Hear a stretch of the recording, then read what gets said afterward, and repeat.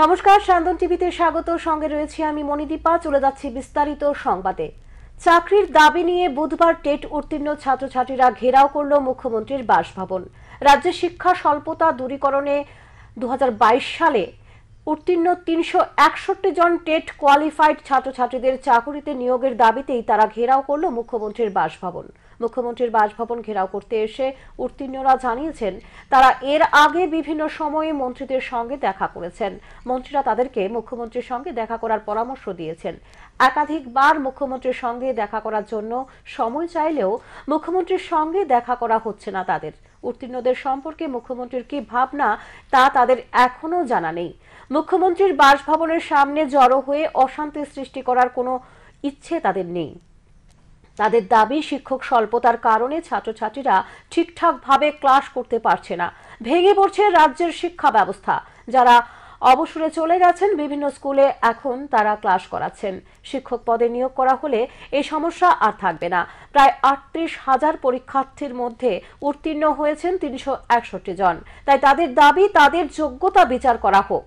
যেহেতু মুখ্যমন্ত্রী ব্যস্ত মানুষ, তাই মুখ্যমন্ত্রীর প্রতি তাদের আবেদন এই 361 জনকে অতি সত্বর নিয়োগ করা হোক রাজ্যে শিক্ষক স্বল্পতা দূরীকরণের জন্য।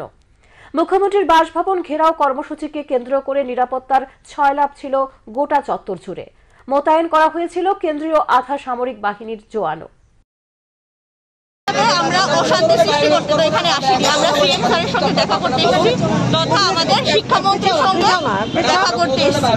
তো আমাদের রিক্রুটমেন্টের ব্যাপারে অনেকদিন ধরে কিছুই বলছেন না।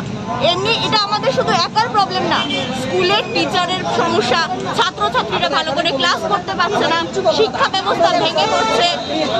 প্লাস কি করছে, প্রাক্তন শিক্ষকরা যারা রিটায়ারমেন্টে চলে গেছে ওরা এখন ক্লাস করাচ্ছে, বড় ক্লাসের স্টুডেন্টরা ছোট ক্লাসদের ক্লাস করাচ্ছে।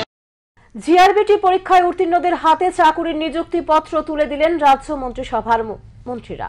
বুধবার সমবায় দপ্তরের 52 জন, সংখ্যালঘু দপ্তরের 5 জন সহ মোট 57 জন চাকুরি প্রাপকদের হাতে নিযুক্তিপত্র তুলে দেন রাজ্য সরকারের মন্ত্রী শুক্লাচরণ নোয়াতিয়া।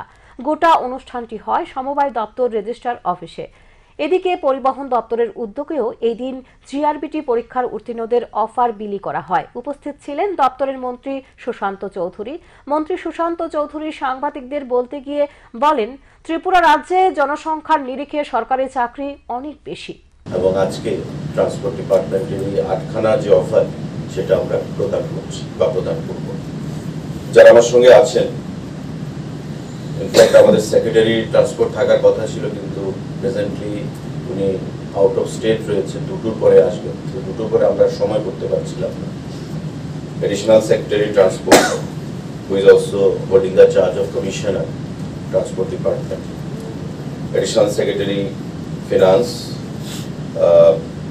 আমাদের deputy secretary home, deputy secretary transport দুজন আছেন, deputy secretary, assistant director ICA, আমাদের হোম ডিপার্টমেন্টের বিভিন্ন স্টাফ যারা রয়েছে, কর্মচারী বন্ধুরা, আমাদের ট্রান্সপোর্ট ডিপার্টমেন্টের যারা বিভিন্ন স্তরের ব্যাংক এন্ড ফাইল কর্মচারীরা রয়েছে।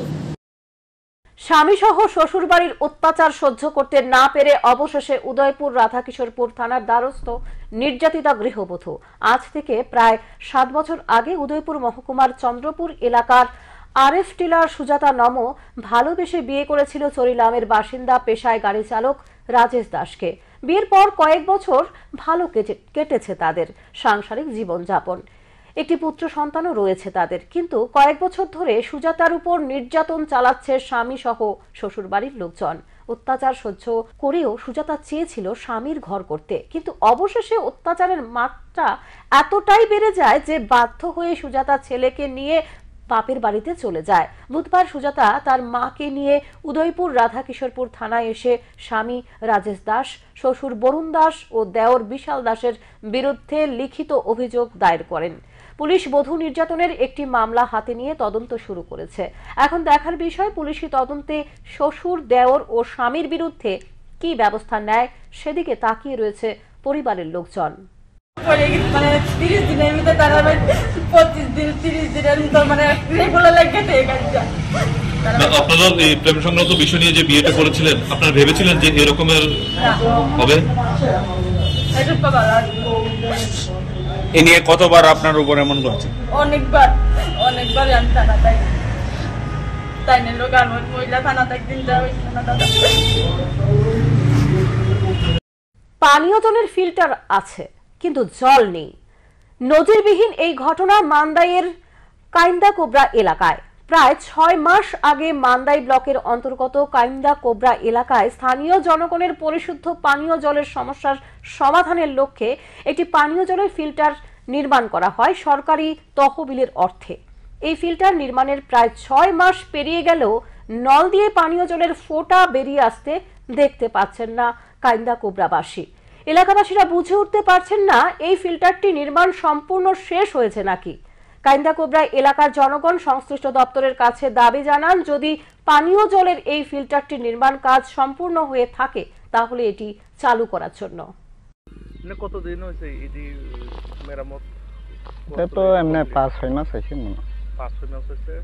এখন জলই কোনো পাওয়া যায় না, এখনো পর্যন্ত জল পাওয়া যায় না, কোনো ব্যবস্থা নেই। 5-6 মাস হয়েছে, তারপরে এখনো পর্যন্ত জলের কানেকশন না দেয়নি, কোনো দেয় না, কোনো জানেই না একবার নিরাপত্তা চলছে। তারপরে এখানে ট্যাপগুলোই তো লাগিয়ে দিয়ে গেছে, তারপরে এই ট্যাপগুলো সব ভাঙা ছিল, যেটা জানি ভাঙাছে, এটা কেমনে কইতে এটি চালু হয়েছে না, তারপরে এইভাবে ইয়েটা হয়েছে। হ্যাঁ, আপনারা বক্তব্য এখানে পানীয় জলের ডক্টরকে কি? এবার শতবর্ষ পুরনো ধর্মনগরের ঐতিহ্যবাহী শ্রী শ্রী হরি মন্দিরে চুরি। বুধবার সকালে ঘুম ভাঙার পর মন্দিরের পুরোহিত দেখতে পান মন্দিরের পাশের দরজা ভাঙা। চোরেরা চুরি করে নিয়ে গেছে রাধাকৃষ্ণের মাথার মুকুট, স্বর্ণের বাঁশি, প্রণামী বাক্স সহ ঠাকুরের কাজে ব্যবহৃত তামা কাঁসার নানান বাসনপত্র। মন্দিরে চুরি করার আগে মন্দিরের সিসিটিভি ক্যামেরার তারও কেটে দেয় নিশি কুটুম্বের দল। পুলিশকে খবর দেওয়া হলে ধর্মনগর থানার পুলিশ মন্দিরে ছুটে আসে। ছিলেন উত্তর জেলার পুলিশ সুপার ভানুপদ চক্রবর্তী, ধর্মনগর মহকুমা পুলিশ আধিকারিক দেবাশিস সাহা সহ ধর্মনগর থানার অতিরিক্ত অফিসার ইনচার্জ প্রীতিময় চাকমা। শুরু হয়েছে তদন্ত। ঘটনায় গোটা শহর জুড়ে চাঞ্চল্য ছড়িয়েছে। এটা তো আসলে খুব একটা দুঃসংবাদ ধর্মনগরবাসীর কাছে। ভক্তিপ্রাণ মানুষ যারা আছে এখানে রেগুলার ওনারা আসেন, কীর্তন হয়, পূজা পাঠ হয়। খবরটা খুবই দুঃখজনক খবর। 2টা রূপার চূড়া নিয়েছে আর একটা সোনার বাঁশি নিয়েছে যতটুকু জেনেছি। পরবর্তীকালে আমরা দেখবো আর কি কি নিয়েছে। আমরা একটা সিসিটিভি আনছি, এখানে বিডি ডিএসপিকে আনা হচ্ছে, ডক্টরকে আনা হবে, সিসি ক্যামেরা ফুটেজ দেখে আমরা চোরকে ধরবো। হ্যাঁ, সিপিআইএমের জিরানিয়া মহকুমা কমিটির উদ্যোগে বুধবার শ্রমিক নেতা প্রয়াত চুনিলাল সাহার স্মরণ সভা অনুষ্ঠিত হয়। উপস্থিত ছিলেন পলিট ব্যুরোর অন্যতম সদস্য মানিক সরকার, প্রাক্তন মন্ত্রী মানিক দে সহ অন্যান্য দলীয় নেতৃত্ব।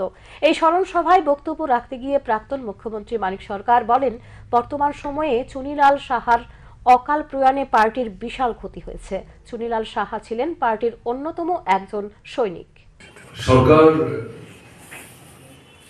পরিচালনা করতে গিয়ে এটা আমাদের একটা নিয়মে পরিণত হয়েছিল।